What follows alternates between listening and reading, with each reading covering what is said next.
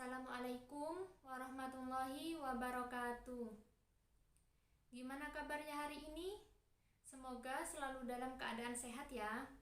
Nah, sebelum pembelajaran hari ini, alangkah baiknya kita berdoa terlebih dahulu. Berdoa, mulai.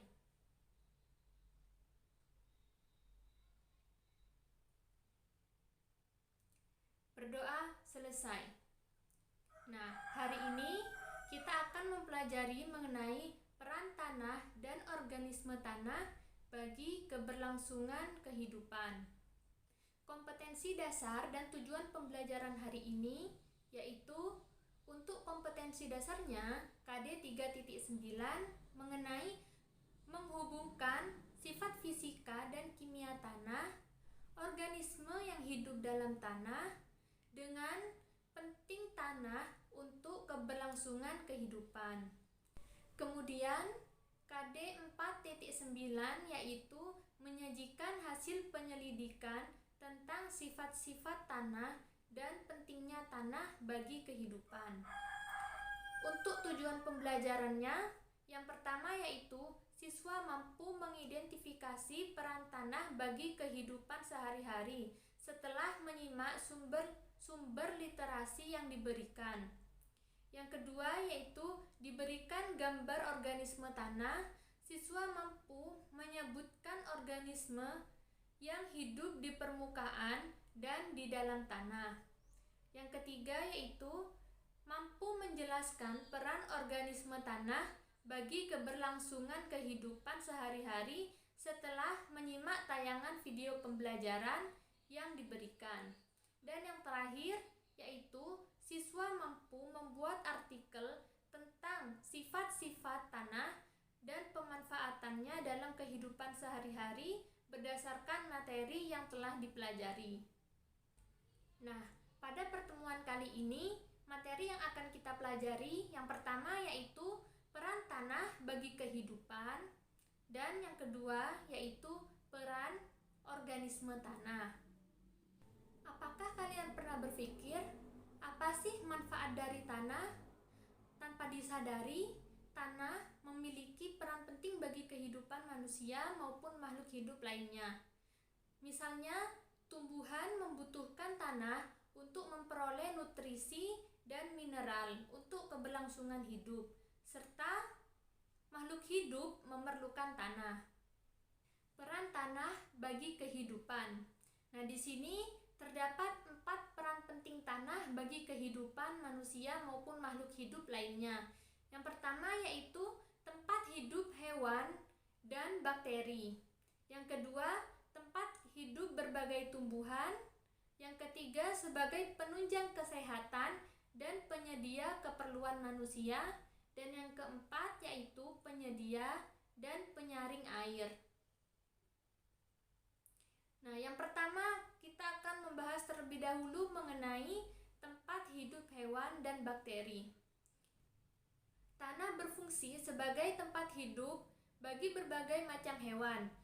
Selain itu, di dalam tanah juga terdapat bakteri, meskipun pada saat pengamatan menggunakan mata telanjang, kita tidak akan dapat melihat bakteri itu, karena bakteri memiliki ukuran yang sangat kecil. Tanpa kita sadari, terdapat bermiliar-miliar bakteri yang ada di dalam tanah. Untuk organisme yang ada di dalam tanah, contoh-contohnya kalian dapat lihat pada gambar berikut. Yang pertama yaitu terdapat cacing. Gambar kedua merupakan gambar dari semut.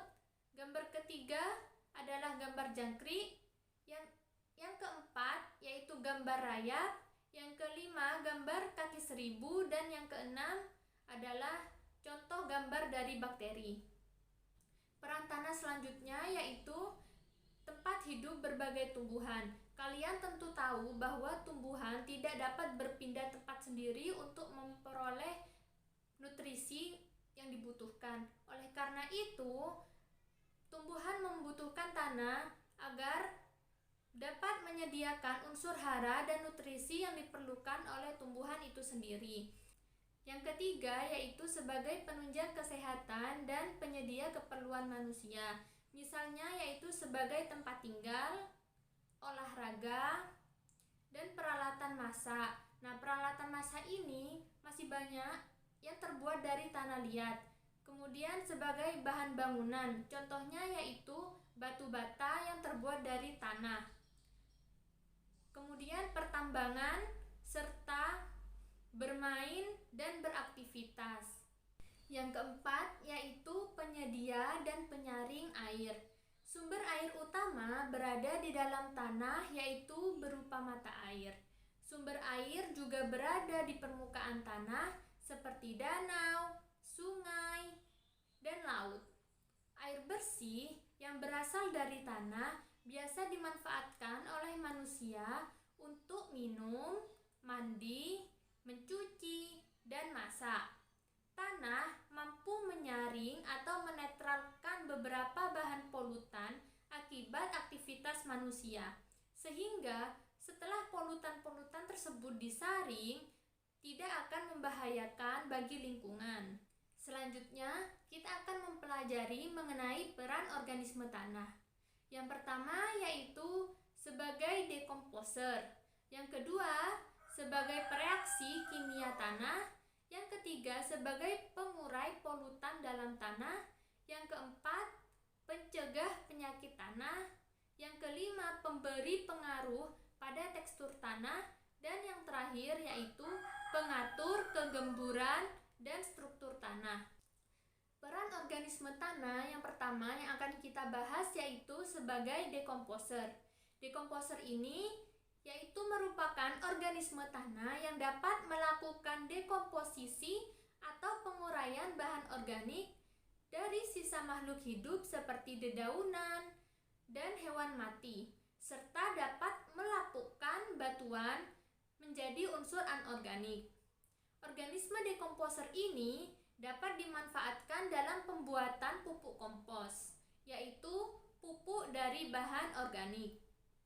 Peran organisme yang kedua yaitu sebagai pereaksi kimia tanah. Contohnya yaitu bakteri Nitrobacter. Bakteri ini berperan dalam menguraikan materi organik kompleks yang berasal dari sisa makhluk hidup menjadi senyawa nitrat yang dibutuhkan oleh tumbuhan. Contoh lain misalnya yaitu mikoriza. Mikoriza yaitu jamur yang bersimbiosis dengan tumbuhan, akan meningkatkan kemampuan tumbuhan menyerap unsur hara berupa fosfor. Yang ketiga yaitu pengurai polutan dalam tanah. Organisme tanah dapat berperan sebagai agen biologis yang mampu membersihkan polutan dalam tanah. Penguraian polutan ini terjadi di dalam tanah dan dapat dilakukan dengan lebih cepat apabila aktivitas organisme tanah semakin cepat atau semakin tinggi. Racun dan polutan akan terkunci di dalam tubuh bakteri, sehingga polusi tidak bertambah parah. Peran organisme tanah selanjutnya yaitu mencegah penyakit tanah. Tanah dapat dikatakan normal apabila memiliki senyawa anorganik dan terjadi aktivitas organisme yang tinggi. Pada saat itu, organisme tanah dapat melawan organisme patogen atau organisme penyakit yang masuk ke dalam tanah. Secara alami, organisme ini akan memanfaatkan prinsip pengendalian biologis, sehingga organisme yang mengganggu tanah dapat terkendali. Peran organisme tanah yang kelima yaitu sebagai pemberi pengaruh pada tekstur tanah.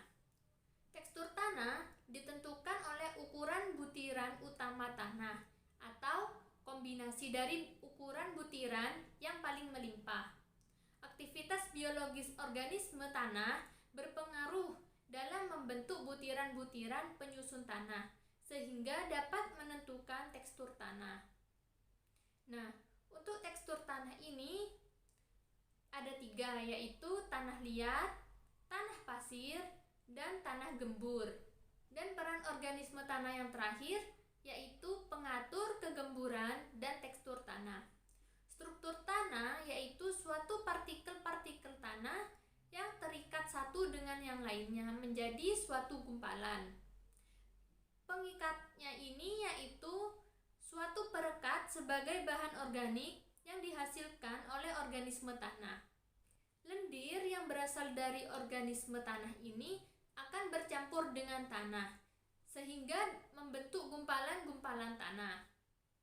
Nah, setelah menyimak video pembelajaran ini, kalian dapat mengerjakan lembar kerja siswa. Nah, file ini nanti akan diberikan melalui grup WhatsApp dan kalian kumpulkan juga melalui grup WhatsApp. Jangan lupa lengkapi identitas yang terdapat pada lembar kerja. Apabila ada yang masih ditanyakan, kalian dapat melakukan diskusi melalui grup WhatsApp. Nah, sebelum mengakhiri pembelajaran hari ini, alangkah baiknya berdoa terlebih dahulu. Berdoa mulai.